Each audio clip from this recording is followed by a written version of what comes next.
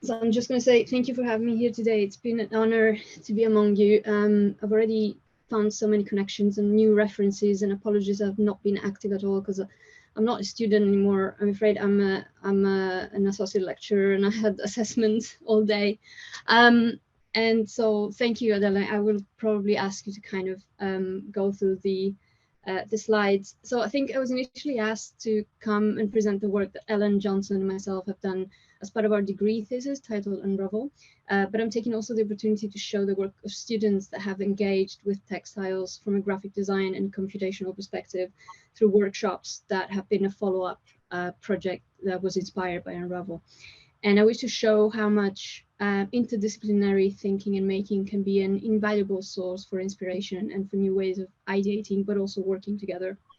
Hopefully at the end, that would also explain my connection between interdisciplinarity and queering as a method. Next slide, thank you, Adela. Back in 2018, Ellen Johnson and myself came together due to our common interest in exploring queer feminist perspectives through our design practices and our love for textiles. There were not a lot of students tackling queer thematics back then, so this project made us feel we had a common voice and purpose.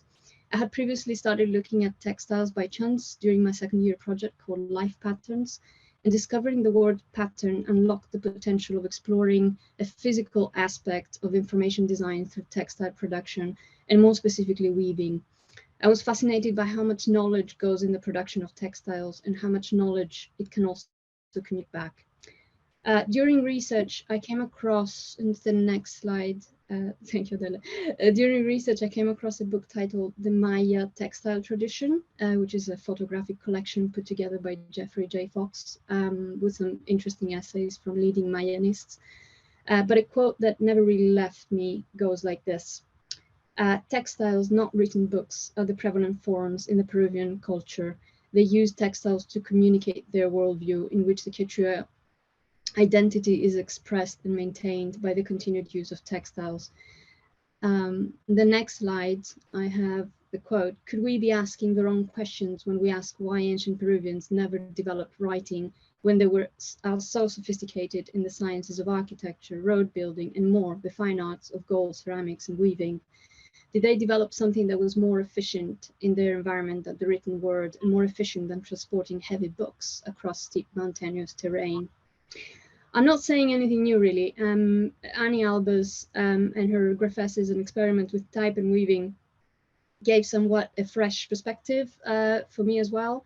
For her, it is a matter of interconnecting the past and the present, traditional processes and modernism, writing, thinking, and making textiles. And weaving is a connecting process itself. So in her essay on weaving, she says, wherever meaning has to be conveyed by means of form alone, where, for instance, no written language exists to impart descriptively such meaning, we find the vigor in this direct formative communication, often surpassing that of cultures that have other additional methods of transmitting information. In the next slide, just want to show how, and we all know there are many ways in which we communicate with and through textiles. May that be a pattern that represents information, a more figurative approach that depicts pictorial information just like a photograph would, literal woven or printed text that communicates a story or historical and cultural information, or further knowledge that transpires through the use of certain materials that link directly back to a particular environment, be that cultural, social, or geographical. For example, the way that the threads are woven together, or for example, the way that the knots are brought together. And this is the example of the Quipu written text in ancient Peru. And here again, I was inspired by another quote by Annie Albers that goes like this. Civilization seems in general to estrange men from materials, that is, from materials in their original form. For the process of shaping, they're so divided into separate steps that one person is rarely involved in the whole course of manufacture, often knowing only the finished product. But if we want to get from materials the sense of directness, the adventure of being close to the stuff the world is made of, we have to go back to the material itself, to its original state, and from there on partake its stages of change. So in the next slide, I wanted to go back to the material. So in 2017, I stumbled upon a weird machine sitting undisturbed in the studios of our graphic design department, waiting for somebody to decode the way that it worked and what possibilities it could offer to graphic design students. The vintage home knitting machine looked like it came from an 80s Steven Spielberg movie. It's an 80s style device that, by not knowing what you can do with it, one really thought they can do everything. And so the Brother electro knitting machine is half analog, half digital. It's a hybrid. And its anatomy and functionality reveals clearly the connection between the computational world made of programmable actions and the more specifically textile-related processes consisting of elements like needles and yarn. Unravel was the project that came out of 3-month-long investigations on the world of textiles, textile politics, computation, and heavily inspired by thinker and philosopher Sadie Plant and her Zero and Ones, Digital Women in the New Technoculture. And the next slides, I have a couple of pictures. One can actually easily identify the connection by reading the knitted texts, most of which have been taken actually directly from the book. In her book, Sadie used an unconventional way to bring different voices together.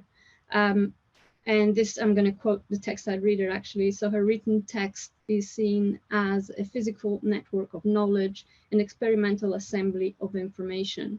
And you can see on the next slide, a couple of pieces of the knitted essay, 25-meter long knitted essay.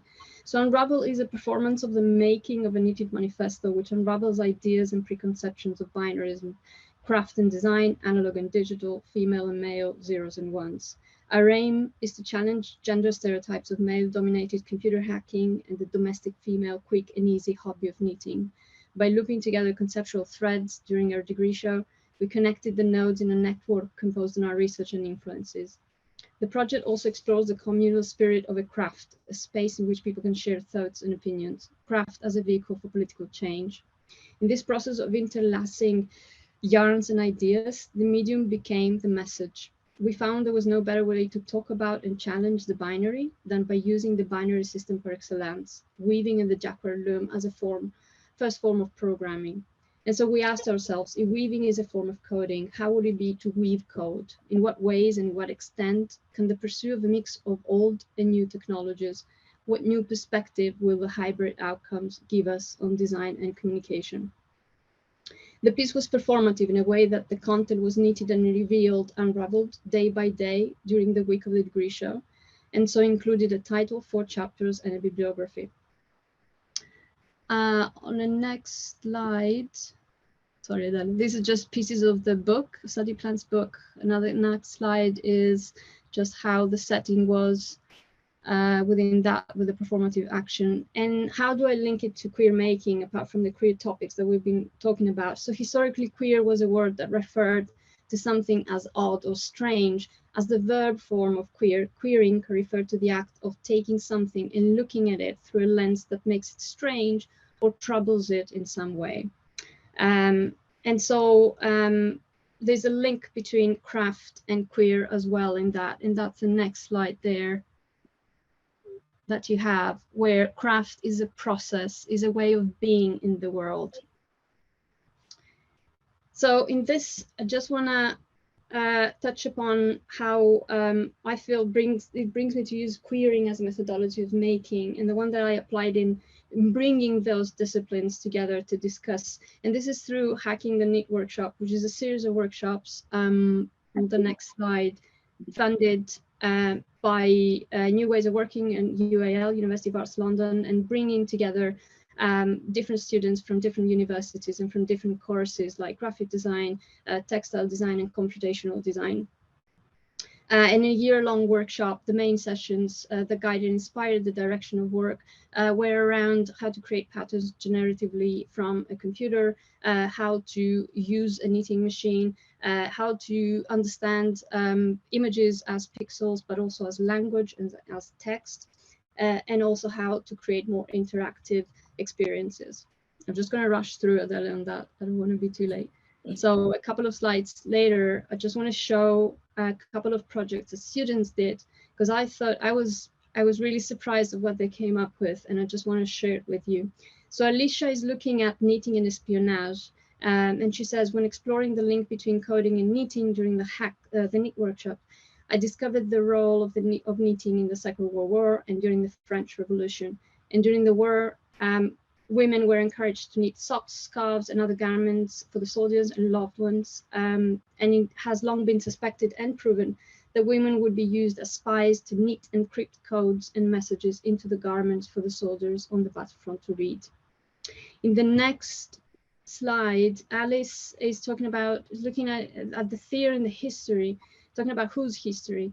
In this project, I explored the women of the Bauhaus design movement and how they were ushered into weaving and textiles as the more serious mediums, such as typography and architecture, were not seen as suitable for females. And so I questioned why knitting and weaving is seen as a feminine hobby and why it is not taken as seriously as other forms of graphic design through the form of an oversized knitted scarf, which you can see on the left, in order to take up space. On the next slide, there is Ayushi looking at recording cultural heritage through this binary coded knitted, actually woven pieces. And this is the island of Tuvalu is said to be the first modern nation to be submerged underwater within 50 years. And so working with the idea of hybridization of mixtura, guided by the identities of the people, my project explores how participatory archiving can be used as an effective way of preserving the memories of the islanders. So she went on and she interrogated the communities and asked them what they wanted to archive and how. And the next one, there is Sophie looking at exploring knitwear as a print, wherein the terrain of the knit pattern dictates the tone and shape of the resulting image. And so knitted panels were sewn together as graphic duplicates of their original in this meta knitting or knitting knit technique, which is the next one. I don't know how much time we have. Sorry, I'm so late. So maybe I have to stop it here. You have 3 minutes. Okay, good. I was rushing. Okay, so this is Sophie Lin that looks, as we said, to that meta knitting or exploring knitwear as print. The next one is Sophie Nadal, and that's her words. The workshops helped push forward my personal practice by allowing me to experience new tools and ways of communicating. A part of Albert's work that I find most interesting is her connecting of language, code, and weaving. I think it's this accessibility legacy that speaks to me so strongly in Albert's work.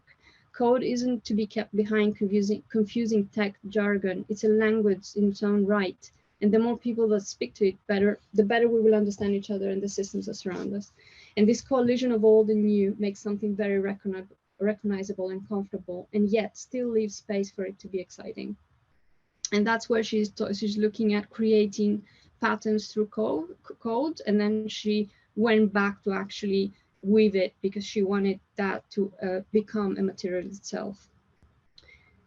On the next slide, I think Sophie started thinking about this creation of patterns using computational design, using generative design. And this is basically the GAN, the Generative Adversarial Network, that brings together a lot of patterns that she found online and created new patterns.